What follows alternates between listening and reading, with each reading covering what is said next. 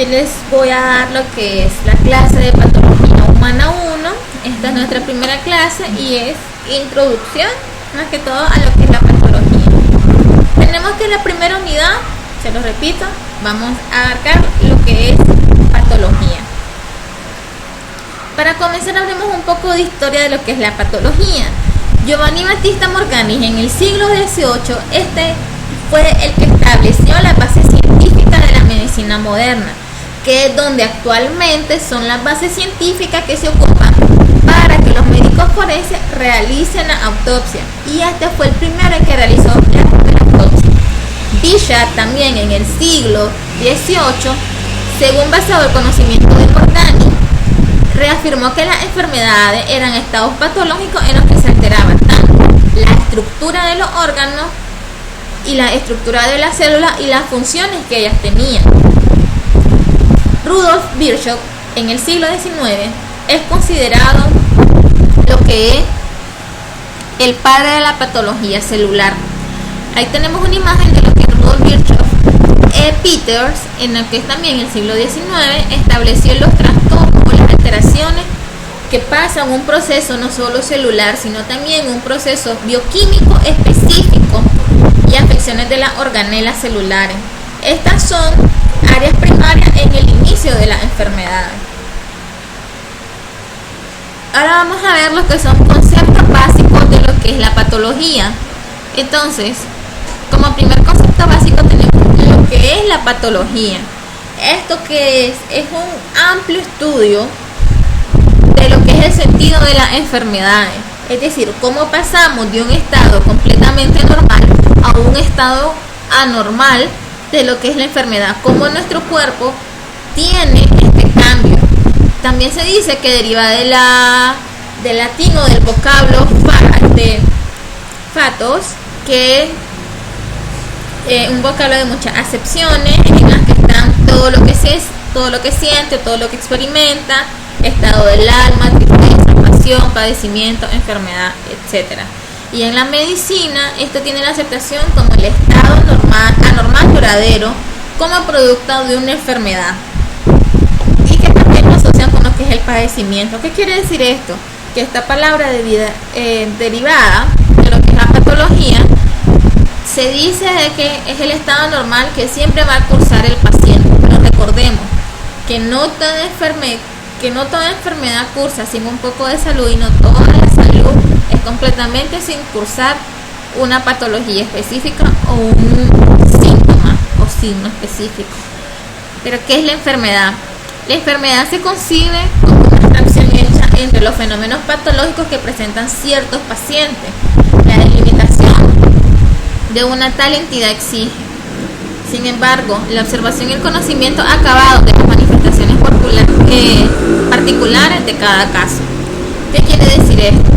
Es que la enfermedad muchas veces aunque puede ser concebida, también puede ser generada por nuestro propio organismo, y de que como yo, paciente único, puedo presentar unas manifestaciones particulares de esta enfermedad. Este cuadro clínico que yo puedo cursar no puede cursar otra persona de manera similar, pero no completamente igual, porque recuerden, cada organismo es diferente. También tenemos que es la etiología y la patología. El estudio es la etiología, es el estudio de la causa de la enfermedad, es decir, qué lo causó. Una cosa es que yo sepa la patología.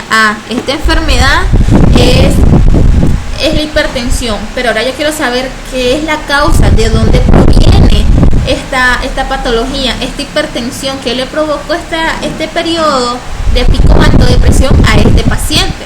Entonces, es el estudio de la causa de la enfermedad, el proceso patológico mismo, y esto surge una serie de cambios que la originan, y esto es donde se llama la patología. Es decir, una cosa es la causa, que es la etiología, y otra cosa es la patología, es decir, cuáles son los cambios que esta causa de esta enfermedad me va a provocar lo que es este organismo. Entonces, por eso es que se dice que la patología se puede estudiar de diferentes puntos de vista. Tenemos el funcional, donde cuando miramos el funcional es cuando vemos de manera fisiopatológica, es decir, cómo pasó de lo normal a lo anormal, o el tipo de vista morfológico, es decir, cómo daña a nivel morfológico, a nivel de la célula, y también cómo va a comenzar a dañar desde adentro hacia afuera. Dañó mis células, comienza a dañar mis tejidos, mis órganos, mis músculos, mis huesos, y posteriormente voy presentando en el exterior una serie de signos y de síntomas. Y es cuando ambos se complementan para lo que es la comprensión de lo que es la patología a nivel funcional y a nivel morfológico. Y como la patología en general, tenemos que es una morfopatología que consiste fundamentalmente en los aspectos morfológicos de la patogenia, lo que habíamos dicho anteriormente. La patología en general se abarca meramente en la morfología de lo que ocurre, de lo que causa esta enfermedad en los diferentes cuerpos. Ahora tenemos una génesis causal y una génesis identidad, la vamos a ver más adelante. En esta génesis causal vamos a explicar cómo es que esta enfermedad cursó, cómo es que esta enfermedad tiene la noción causa-efecto, qué la causó y cuál es el efecto que esto va a tener. Aquí es donde nos interesa por conocer los cambios patológicos y por qué se origina la enfermedad. También tenemos lo que es la génesis formal, que también se llama morfogénesis. ¿Qué es lo que nos interesa en esta génesis formal? Son las alteraciones morfológicas que van a surgir a través de esta patología. Ok, ya se me generó la causa, ¿verdad? Pero a nivel formal, a nivel morfológico, ¿qué es lo que me va a suceder y cuáles son los síntomas que yo puedo presentar de esta enfermedad?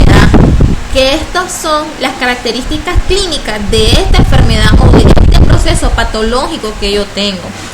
Ahora, hay que ver también que se hace un estudio comparativo entre la génesis formal, que permite conocer las formas que reacciona el organismo, y esto es lo que hace generar las características de enfermedades, y depende de cómo cursa esta paciente o esta enfermedad, cuáles son las reacciones que tiene este organismo, podemos llegar a lo que es la génesis causal. Es decir, si yo miro por fuera cuál es el cuadro clínico que este paciente me está presentando, va a ser muy fácil que yo diga cuál es su génesis causal, para así yo poder tener una entidad patológica lo más acertada posible para dar un tratamiento correspondiente y efectivo a este paciente.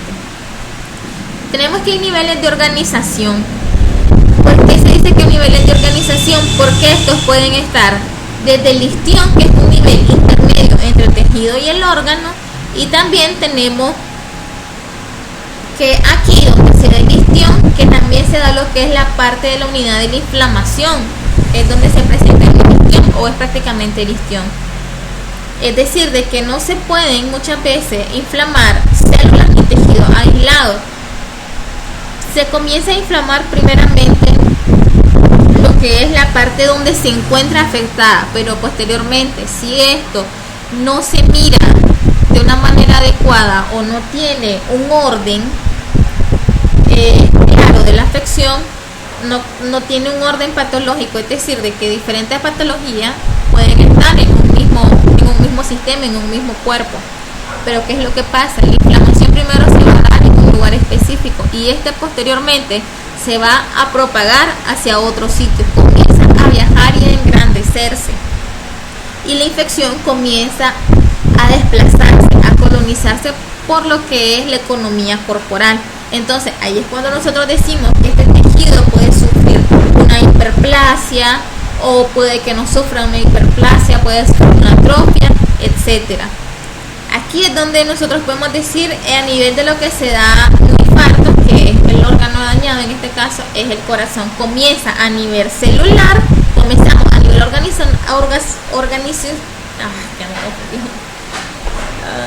comienza a nivel de organización. No es organización. ¿Organismo? No la paren, espera. Comienza lo que es la afectación, como es en el ejemplo de lo que es el impacto, que el órgano afectado es el corazón. comienza a un nivel interno y después comienza a ascender por medio de la organización de diferentes economías del cuerpo. Comienza a nivel celular, seguido a nivel endotelial o de los tejidos, y posteriormente comienza a afectar todo el órgano. Es este nivel de organización que se tiene en lo que se da la patología. Pero para la patología en general, tiene un enfoque morfológico y tiene las categorías específicas, como tenemos la patología celular. Esta patología celular también tiene la alteraciones del crecimiento y diferenciación, los trastornos circulatorios y la inflamación. Estos son los elementos principales por los cuales todas las patologías tienden a pasar. En la concepción de Virchow de la patología celular, se considera la célula como la unidad de la enfermedad. Esto supone que toda la enfermedad puede explicarse en un último término por alteraciones a nivel celular. Seguimos con el nivel de organización. Hay un daño morfológico celular. Este daño que se da en la patología celular comienza a haber una alteración del crecimiento y la diferenciación de estas células, comienzan a migrar y provocan trastornos circulatorios. ¿Por qué trastornos circulatorios? Porque es por donde viajan nuestras células y por ende terminan muchas veces en inflamación. Quizás no la podemos ver o percibir, pero hay una inflamación a nivel celular, hay una aglomeración. Tenemos que la etiología general se divide en dos tipos de causas. Tenemos la causa externa y la causa interna de las enfermedades. Dentro de las causas internas de las enfermedades tenemos tres grupos simples. Dentro de estos tenemos las alteraciones genéticas, la predisposición y la constitución. En las alteraciones genéticas son las mutaciones, como por ejemplo una persona con síndrome de Down, síndrome de Turner. Todas estas sufren una alteración al momento en que se están formando sus cromosomas. Su ADN sufre alteraciones cromosómicas, ya sea en el caso del par 26, que se altera uno más, ¿verdad? Y provoca lo que es el síndrome de Down, o en otro par donde hay una alteración, es decir, desde que ellos son concebidos hay una alteración cromosómica. En la predisposición es lo que se entiende a que yo puedo predisponer a padecer de una enfermedad. Tengo el gen hereditario, no una alteración genética. ¿A qué me refiero con esto? Si alguien de su familia padece de la presión, padece de diabetes, yo como familiar, indirectamente esa persona o directamente, si esa persona es mi abuelo o mi papá o mi mamá o mi bisabuelo, yo tengo una predisposición al menos de 10% de padecer de esa enfermedad. Y la constitución, ¿en qué tiene que ver la constitución? Es decir, mis características fenotípicas: soy alto, soy bajo, soy delgado, soy hombre, soy mujer. Todas estas son diferentes tipos de constituciones que me pueden predisponer a una enfermedad. Así como hay enfermedades que tienden a padecer mayormente las mujeres, hay enfermedades que tienden a padecer mayormente los hombres. Tenemos a continuación los que son los factores físicos, como las causas externas. Tenemos los factores mecánicos traumáticos. Estos factores mecánicos traumáticos, es decir, cualquier accidente que yo pueda recibir desde el exterior hacia mi cuerpo, ¿verdad? Como un accidente, un choque. Entonces todo esto me va a comenzar a dañar lo que son la piel, que es el órgano más grande de defensa que nosotros tenemos. Mi cubierta protectora se va a ver dañada, y por ende, si estoy en un accidente y choco, es muy probable de que yo comience a sangrar. Pero si yo pierdo demasiado sangrado, mi posible consecuencia pueden ser una infección, una hemorragia y un shock. Un shock es cuando yo tengo la pérdida demasiado de líquido, que mi cuerpo se comienza a descompensar. Tenemos los trastornos por aumento de presión atmosférica. Estos trastornos de presión atmosférica van en dependencia en la región en donde nosotros nos encontramos. ¿Por qué? Porque esto, por lo general, los nadadores o las personas que hacen alpinismo o escaladores, ellos tienden a padecer o a tener una enfermedad de este tipo. Porque por cada vez que yo subo, yo bajo, se podría decir, ¿verdad?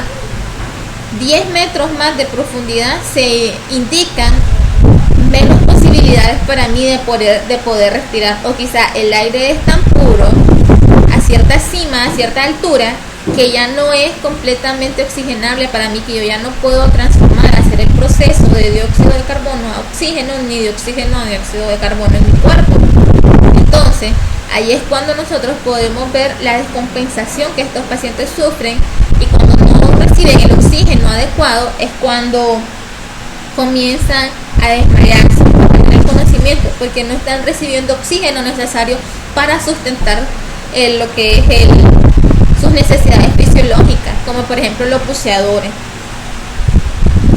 También tenemos los trastornos mecánicos por descenso de la presión atmosférica. El hombre se dice que soporta hasta un 50% del valor normal, lo que corresponde a una altura de 5.500 metros. Pero cuando los efectos de la hipoxia se entienden, sin embargo, son desde altura de 2.500 metros. Es decir, que si nosotros vemos más de 2.500 metros o más de 5.500 metros sin la precaución necesaria, comenzamos a tener un déficit de oxigenación, y esto posteriormente nos va a provocar una descompensación. Tenemos la hipertermia local, que es el aumento excesivo de calor. Este aumento excesivo de calor, o esta termorregulación que está excedida, nosotros tenemos que es donde pueden incluirse lo que son las necrosis, y también tenemos lo que es la coagulación de proteínas, es decir, estoy tan caliente que puedo comenzar a provocar coágulo, y esto se me pueden, para que ustedes me entiendan, atorar o adherir a algún tipo de capilar o vaso o vena o arteria que me pueden provocar una enfermedad. Pero esta hipertermia es local, es decir, en un lugar determinado. Tenemos la hipertermia general o el golpe de calor. Hay una vasodilatación periférica, y se dice de que si la persona llega a tener más de 40 grados centígrados de lo que es de temperatura, esta persona puede morir al no ser controlada esta hipertermia que él sufre. Pues, y esta muerte es provocada por falla circulatoria, respiratoria y electrolítica. Además, hay un fallo en la bomba sodio-potasio en el intercambio debido al calor aumentado que él tiene, y es donde se produce la hipercalcemia, un aumento de lo que es el calcio, y como donde no hay calcio no tenemos el sodio, y esto no puede hacer el intercambio completamente para mantener en una hemostasia lo que es el cuerpo. También tenemos la hipotermia local. Igual, en este caso la hipotermia es la disminución completamente de lo que es la temperatura, pero es local. Entonces, esto consiste fundamentalmente en trombosis, en la microcirculación, en la formación de cristales de hierro. ¿Qué quiere decir esto? De que si yo meto mi mano, por así decirlo, en un lugar donde está sumamente congelado, comienzo a sufrir un color azul o un color negro, que son mis dedos en las palmas de mis manos, y esto quiere decir de que yo estoy perdiendo la circulación sanguínea, no es suficiente, y se me comienza a poner de esta manera. Y al momento que se me pone azul y después se me comienza a poner negro, ahí es donde se produce la necrosis, es decir, todo mi tejido, tanto circulatorio, tejido externo y tejido interno, están comenzando a tener una muerte celular provocada. Y una hipotermia general es de que es general, es decir, en todo mi cuerpo. El cuerpo humano por lo general tiene una temperatura alrededor de 20 grados centígrados, hasta una temperatura puede aguantar de eso. Por mecanismos reguladores, la oxidación es un mayor desprendimiento de calor. Pero ¿qué pasa cuando nosotros bajamos de estos 20 grados centígrados Celsius?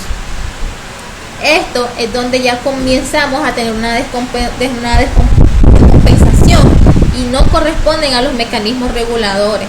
Las oxidaciones se deprimen. Entonces ahí es cuando puede haber la hibernación o la hipotermia en las operaciones.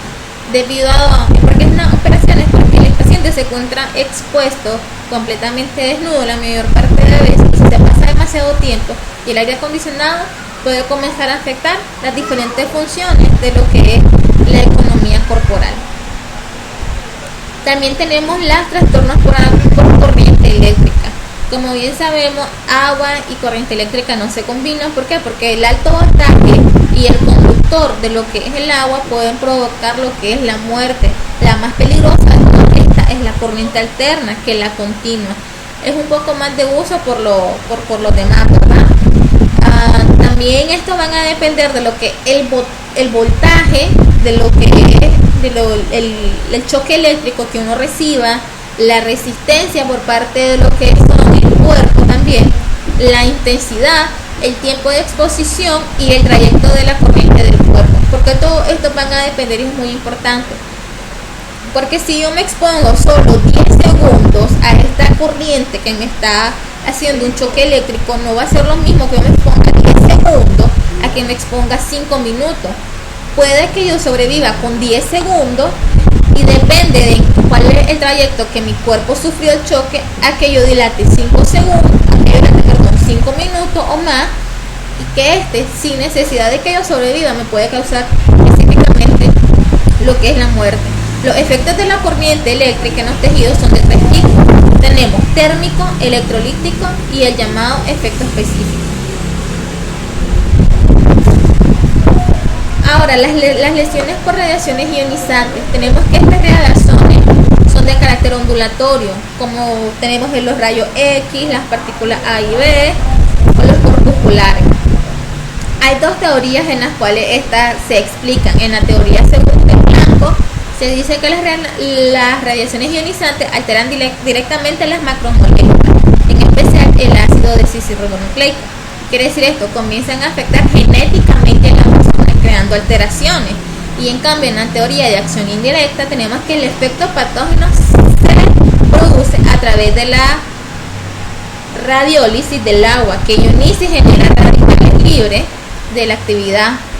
Según esta teoría, actúan luego los ácidos nucleicos y enzimas. ¿Qué quiere decir esto? Mientras que en la teoría del Blanco se dice que me va a dañar específicamente, genéticamente, es decir, desde mi ADN hacia afuera, va a comenzar por mis ácidos nucleicos y a comenzar a lastimar lo que son todas mis enzimas.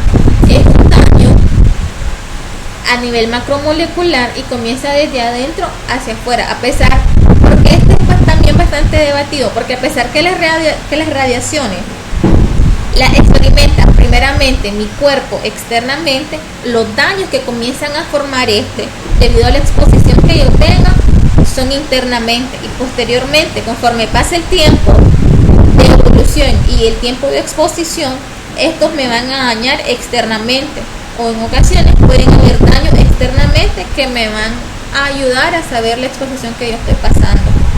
En el caso de la medicina, los radiólogos tienen un pequeño aparato, un pequeño contador que sale de a cuántos rayos, a cuántas radiaciones se están exponiendo, y cuando llega a cierto punto ellos se llegan a retirar debido a la cantidad de radiación que contienen en su cuerpo, para que esta radiación pueda ser quemada y no les provoque una enfermedad. Dentro de la histología y la patología, como bien ustedes vieron anteriormente en fisiología y están viendo lo que es embriología, la célula, tenemos la unidad estructural y funcional de nuestro cuerpo, y la homeostasis, que es el estado armonioso de las células dentro de su microambiente. Pero ahora, ¿cuáles son las aplicaciones que tiene la célula? Que tiene la patología. Esto se estudia como una ciencia, es decir, los procesos de las enfermedades bajo todos los efectos secuenciales continuos. Toda enfermedad tiene un principio o un final.